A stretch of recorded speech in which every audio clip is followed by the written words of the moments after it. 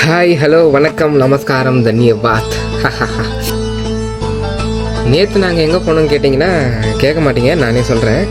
அதாவது வருஷத்துக்கு ஒரு தாடி வந்து நாங்கள் எங்களோட குலதெய்வ கோயிலுக்கு பொங்கல் வைக்க போவோங்க. எங்கன்னா விழுப்புரத்தில் இருக்க வெள்ளையாம்பட்டுன்ற ஒரு ஊரில் தாங்க. நிஜமாகவே சொல்லணும்னா இப்போ மாறிட்டு வர என்வரான்மெண்ட்டில் இந்த ஊர் வந்து நிஜமாகவே அழகாக இருக்குங்க. இந்த தமிழ் புக்ஸ்லாம் படிப்போம் இல்லையா, மலையும் மலை சார்ந்த இடமும் அந்த மாதிரிலாம், அது மாதிரி தாங்க. மலை, அதுக்கு சுற்றி இருக்கிற இந்த விவசாய நிலம், அதெல்லாம் பார்க்கும்போது நிஜமாவே நல்லாயிருக்கும், பார்க்க அழகாக இருக்கும். சரி, வந்தாச்சு, நம்ம பொங்கலுக்கு ஸ்டார்ட் பண்ணிடலாம்னு சொல்லிட்டு அம்மா சொல்லிட்டாங்க. எல்லாம் எடுத்து வச்சு அரிசி போட்டு ஸ்டார்ட் பண்ணிட்டோங்க. அந்த கேப்பில் தான் எங்கள் அப்பா என்ன சொன்னார், வாடா போயிட்டு ஊற்று தண்ணி குடிச்சிட்டு வரலாம் அப்படின்னு கூப்பிட்டாரு. ஆஹா, போகலாமே அப்படின்னு சொல்லிட்டு கிளம்பிட்டோம்.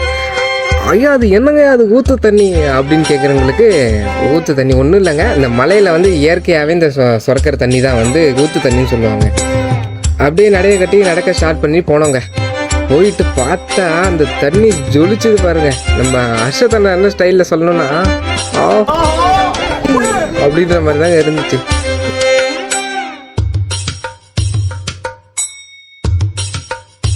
முடிச்சு ஃபுல் பாடி ஹைட்ரேட் பண்ணிட்டாச்சுங்க.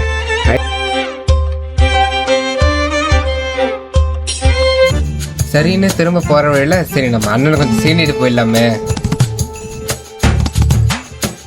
ப்ரோ ஒரு அளவுக்கு தான் ப்ரோ, எல்லாமே சும்மாலாம் நோண்ட கூடாது ப்ரோ. நான் யாருக்கு என்ன த்ரோவல் பண்ண டைம் ஆகும், வெயில் வேறங்க, சரியான வெயில். நைட்டானோ மழை, பகலானோ வெயிலுன்ற மாதிரி என்னங்கடா இது போங்கடா அப்படின்னு ஆயிடுச்சுங்க.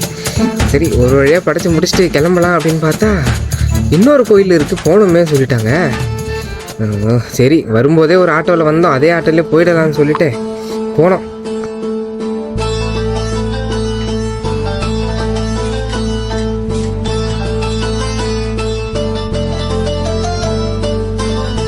அது அந்த இடம் போனால் அந்த இடம் இன்னுமே நல்லா இருந்துச்சுங்க. அங்கேயும் ஒரு இந்த ஆலமரத்து அடியில் ஒரு நிழல், ஜில்னு ஒரு காற்று நல்லா இருந்துச்சுங்க. சரி, இதெல்லாம் போக அங்கே இருக்க சாமி பற்றி வந்து உங்களுக்கு நான் சொல்லணுங்க.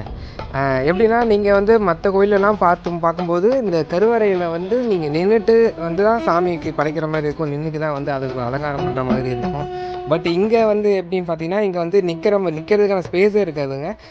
ஏன்னா சின்னதாக ஒரு இது ரூம் தான். நீங்கள் பாருங்கள், நீங்கள் பார்த்தீங்கன்னா அப்போ வந்து கீழே குனிஞ்சு தானே போவார், குனிஞ்சிட்டே போயிட்டு உள்ளே உட்காந்துட்டே தான் செய்வார். அவர் நிம்மதினா அவர் தலை மேலே இடிக்கும். ஏன்னா அவ்வளோதான் அந்த ரூம் சைஸே இருக்கும். அது ஏன்ற எனக்கு காரணம் தெரியல. காரணம் கேட்கும்போது அந்த கோயில் வந்து அந்த அம்மனுக்கு வந்து அப்படி தான் உட்காந்துட்டே தான் எல்லாம் பண்ணணும், நிற்கக்கூடாது அப்படின்ற மாதிரி சொன்னாங்க.